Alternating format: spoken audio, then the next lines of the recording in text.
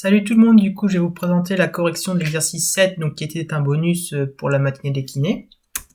Donc je vous lis rapidement l'énoncé. Donc Schtroumpf vacancier a envie, pendant ses vacances au ski, d'essayer de descendre une piste de saut à ski de 83 mètres de long et avec une pente de 35 degrés, qui se termine par un tremplin avec un angle de 60 degrés par rapport à la verticale.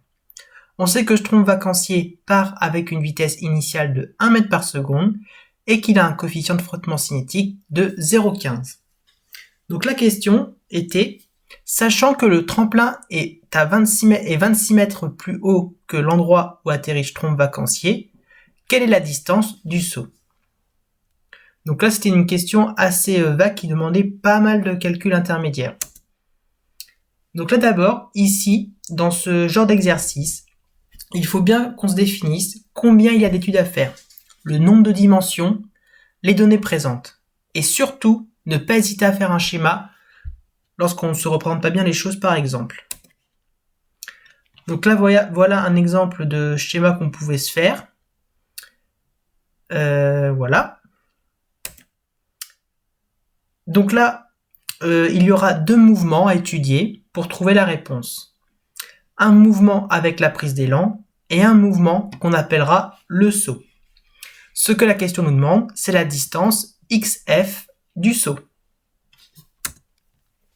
Donc pour cela, on va devoir trouver avec quelle vitesse Schtroumpf vacancier arrive à la fin de la descente et du tremplin. Donc pour calculer à quelle vitesse il arrive en bas de la descente, il faut trouver son accélération lors de la phase d'élan.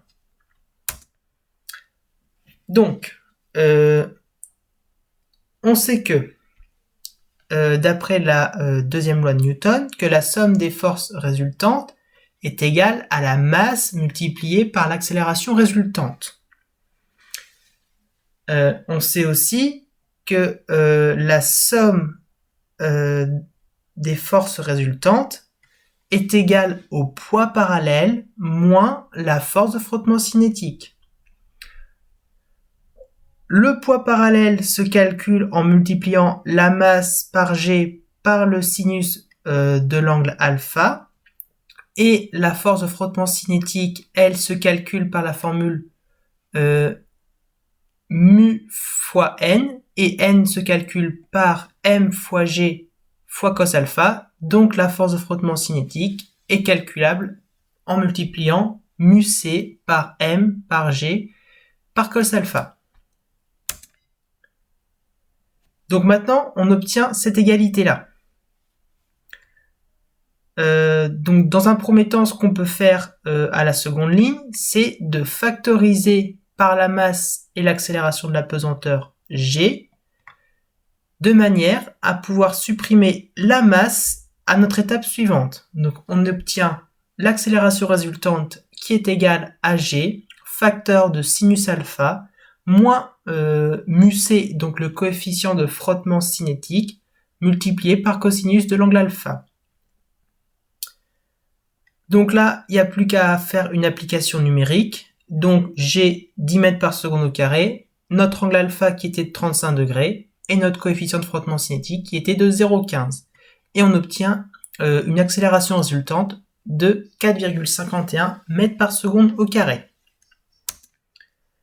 Donc sur ce genre de mouvement, il n'y a qu'une dimension.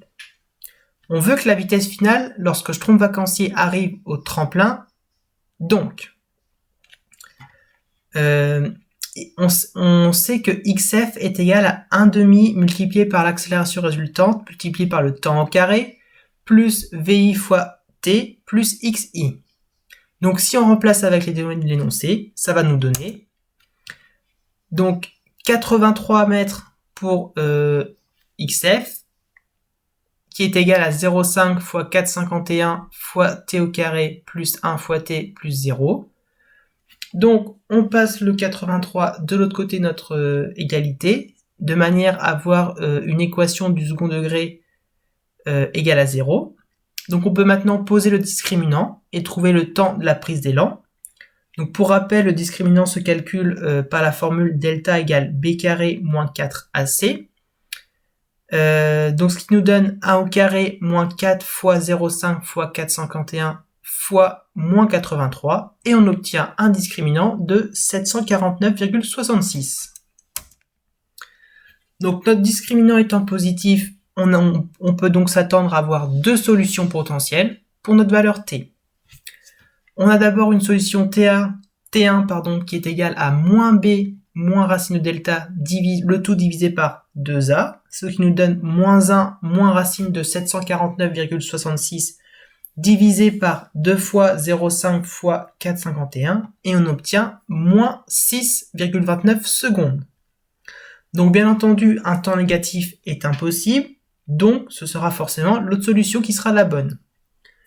Donc maintenant, si on s'intéresse à la solution T2, donc qui est calculée cette fois-ci par moins b plus racine de delta sur 2a, donc moins 1 plus racine de 749,66 sur 2 fois 0,5 fois 4,51, et on obtient un temps de 5,85 secondes.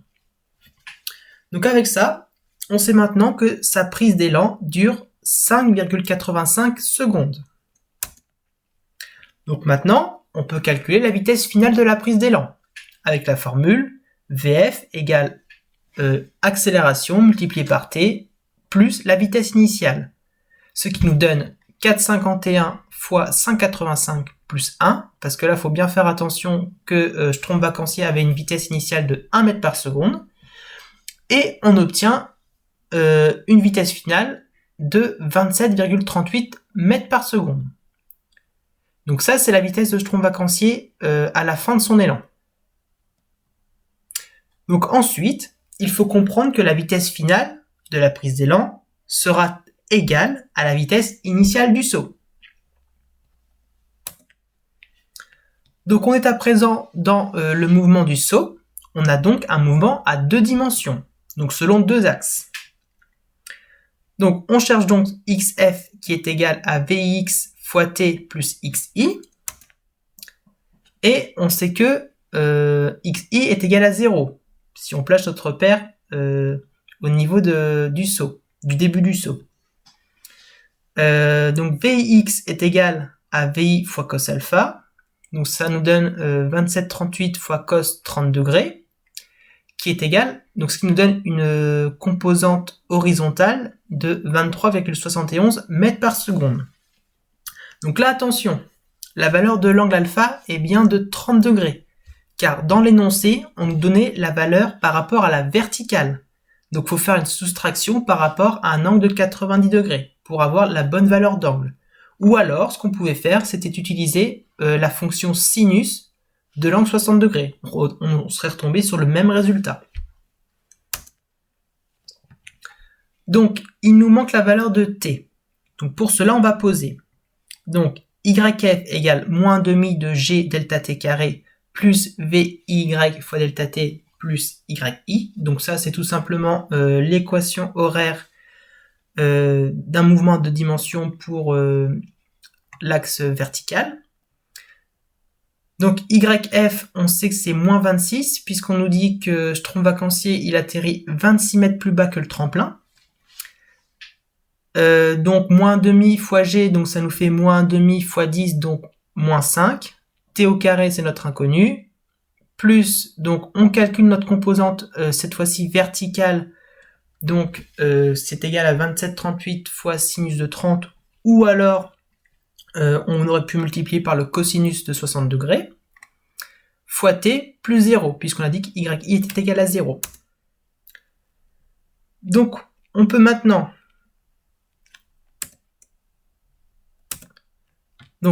calculer le discriminant avec la formule suivante. Donc avant, on prend bien soin de passer le moins 26 de l'autre côté de l'égalité pour avoir une équation égale à 0.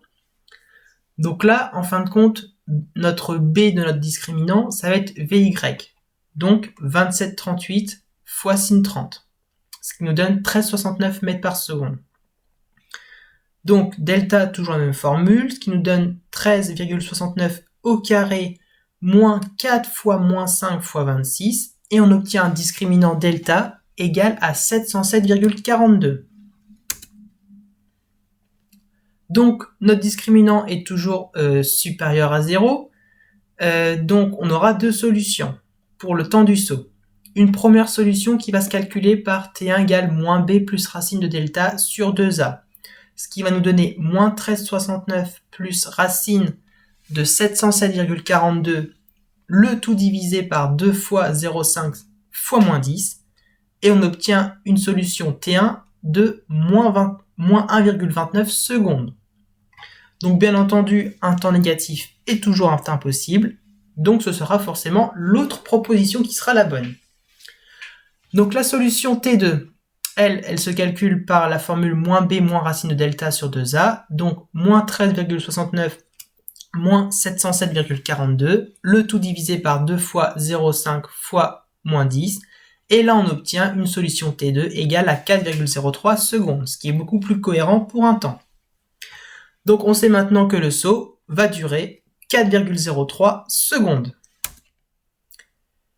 On peut maintenant calculer la longueur du saut, donc par la formule xf égale vx fois t plus xi. Donc en appliquant les valeurs numériques, on obtient 23,71 fois 4,03 plus 0, et on obtient une valeur xf de 95,55 mètres. Donc en fin de compte, Stromb vacancier aura donc fait un saut de 95,55 mètres de long. Donc voilà, là c'est une petite touche d'humour. Et voilà, on vous laisse, on vous attend de pied ferme l'année prochaine. Bon courage à vous.